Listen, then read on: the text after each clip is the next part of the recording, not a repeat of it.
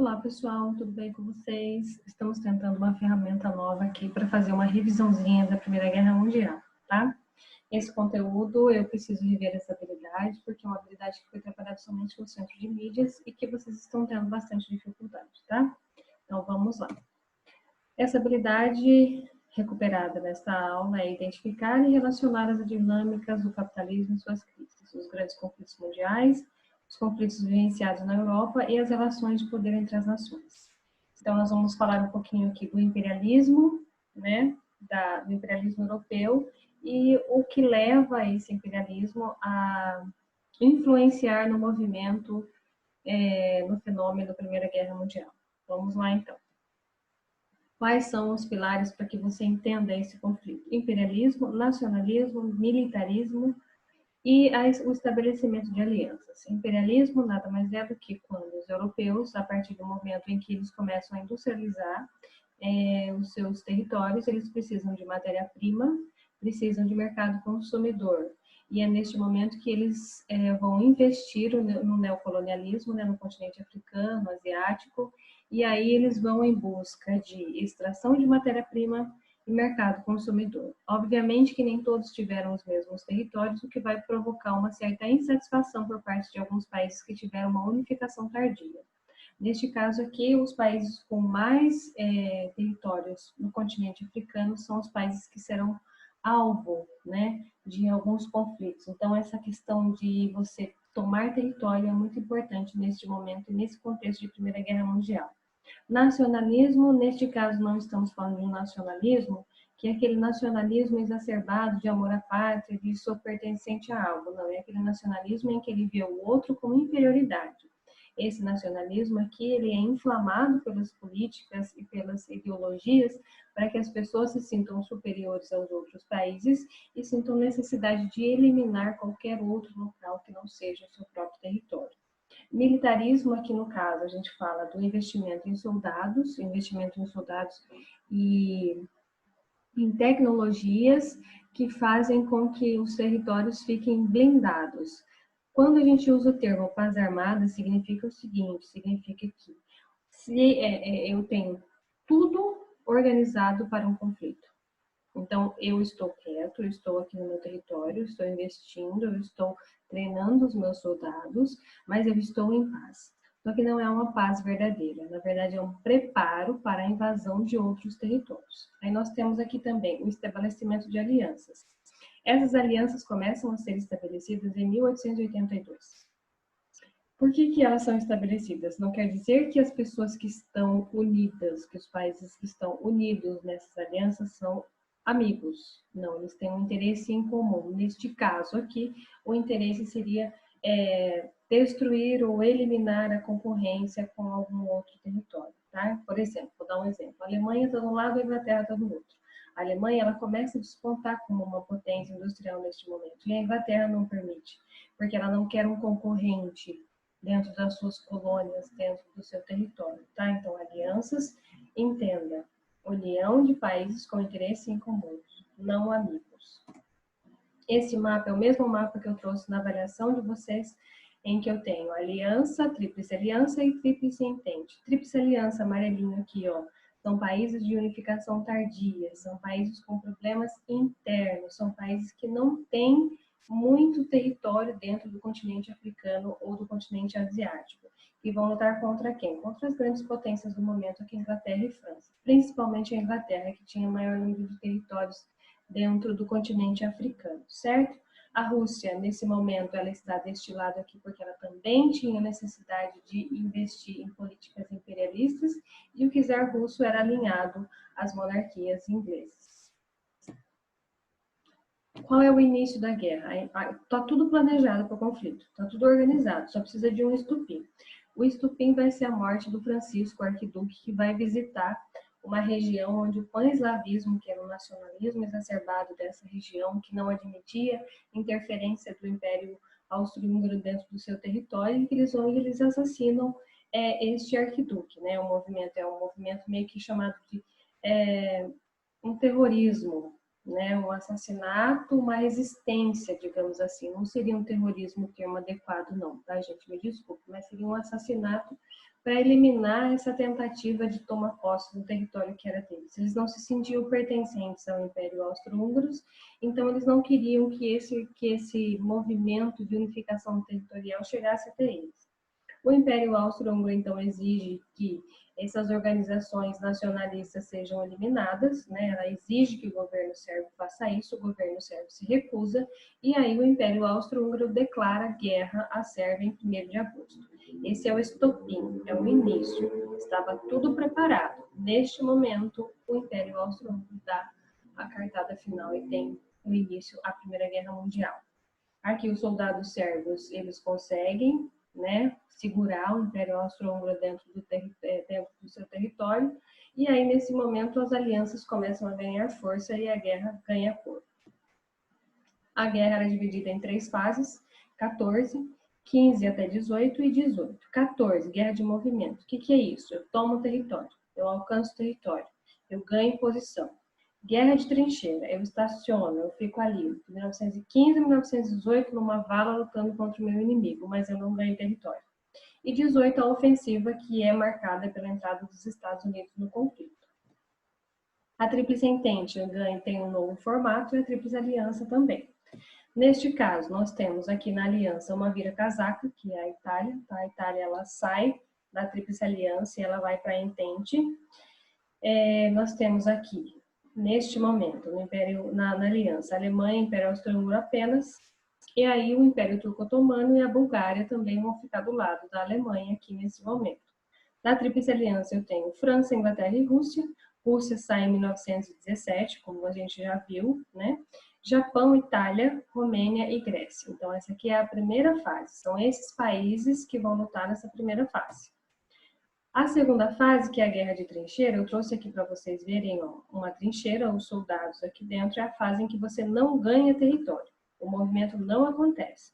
Você está numa vala lutando contra outras pessoas do outro lado, na outra vala, mas você não avança território. Esse momento a guerra fica parada, ela fica estagnada, tá? Por que ela fica estagnada? Ela fica estagnada por 3 processos. Resistência, eles não contavam que o país que eles estavam tentando invadir fosse tão poderoso quanto eles, estivesse tão preparado quanto eles, tivesse tanto armamento, tantas pessoas para morrerem quanto eles. Então, essa resistência de tomada de território. Apesar do nacionalismo, os soldados muitas vezes não se reconheciam como inimigos, então se eu sou francês, por que eu tenho que matar um alemão? Se eu sou alemão, por que eu estou matando um francês? O que ele fez para mim? Qual é o objetivo? Que território que eu vou ganhar? O que está acontecendo aqui? Né? Então aí começa um processo intenso, muito utilizado durante a Primeira Guerra Mundial, que é o chamado processo de demonização do inimigo. Eles começam a usar religião para fazer com que as pessoas matem dentro do campo de batalha. Tá? Terceiro, durou muito tempo a guerra. Então, eles começaram esse conflito porque eles acreditavam que eu vou começar, dali 3 meses acaba, eu ganho território, vou lá na África, pego as colônias para mim, tá tudo certo. Muito enganados. Por que eles estavam muito enganados? Porque neste momento aqui, todos os países tinham mais ou menos os mesmos recursos e os mesmos soldados e as mesmas organizações. A logística da guerra ficou precária. Por quê?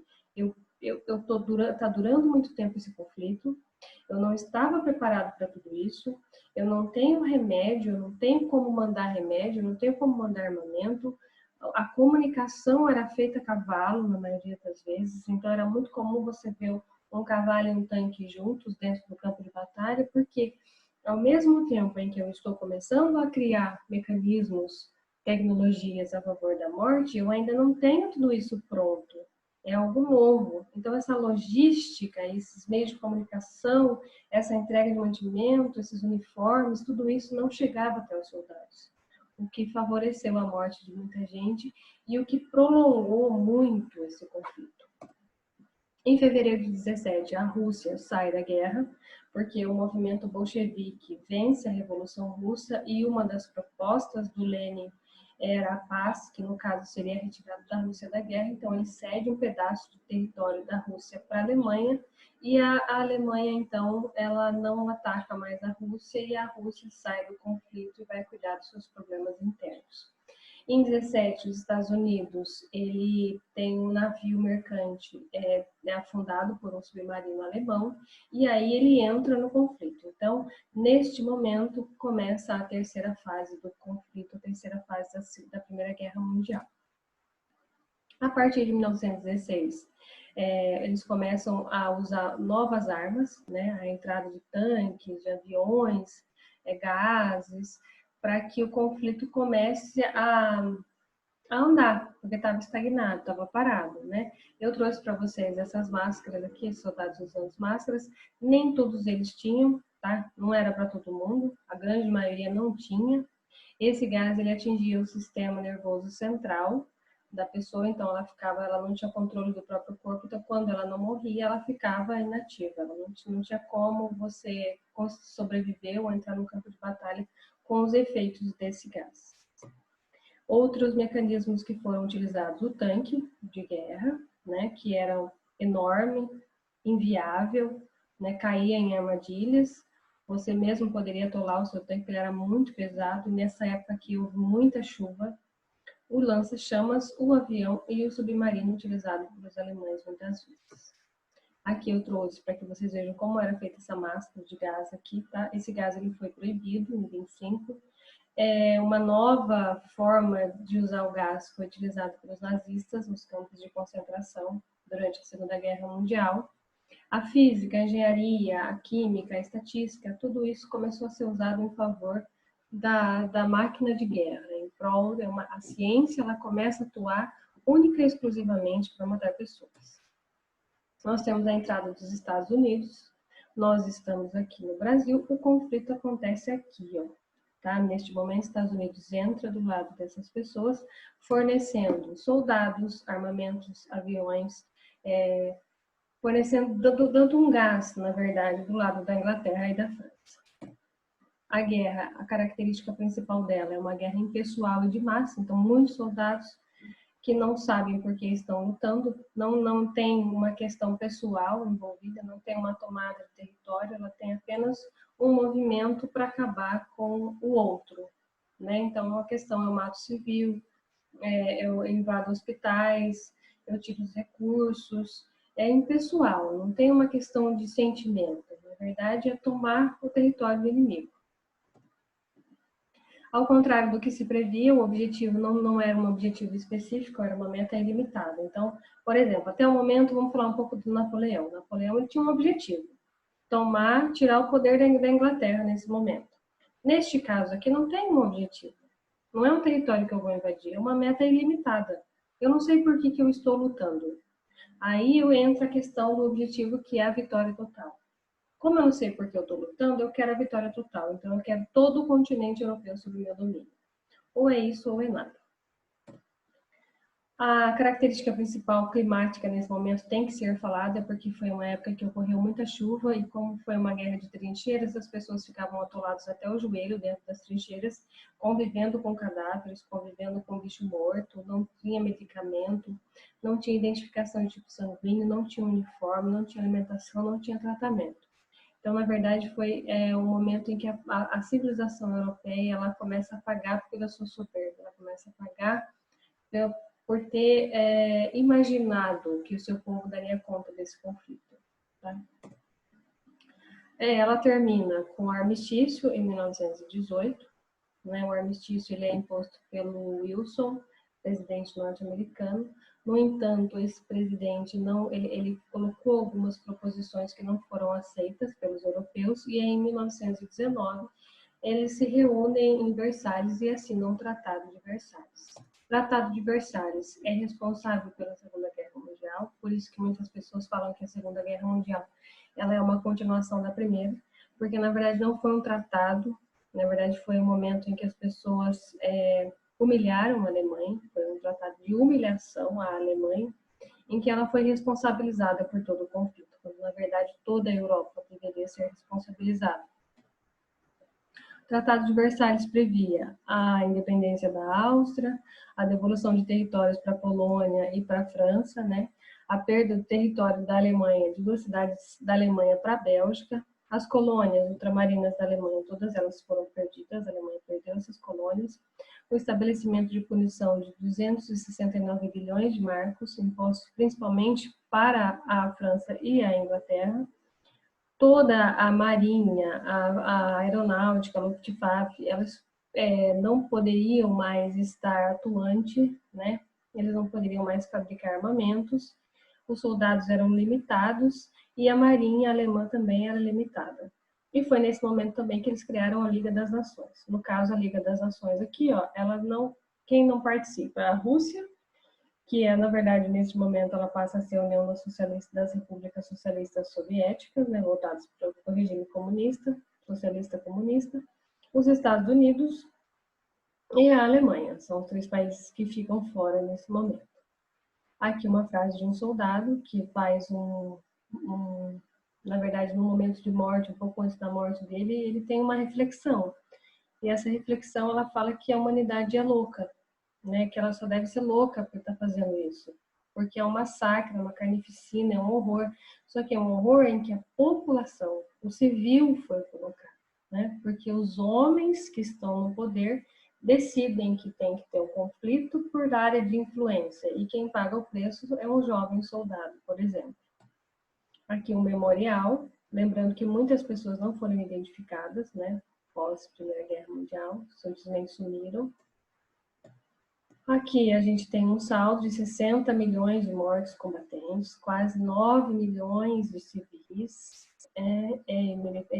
mortos aqui no caso, né? Muitos deles ficaram com sequelas do conflito. Se você procurar no YouTube, você vai ver muitos vídeos de sequelas, né?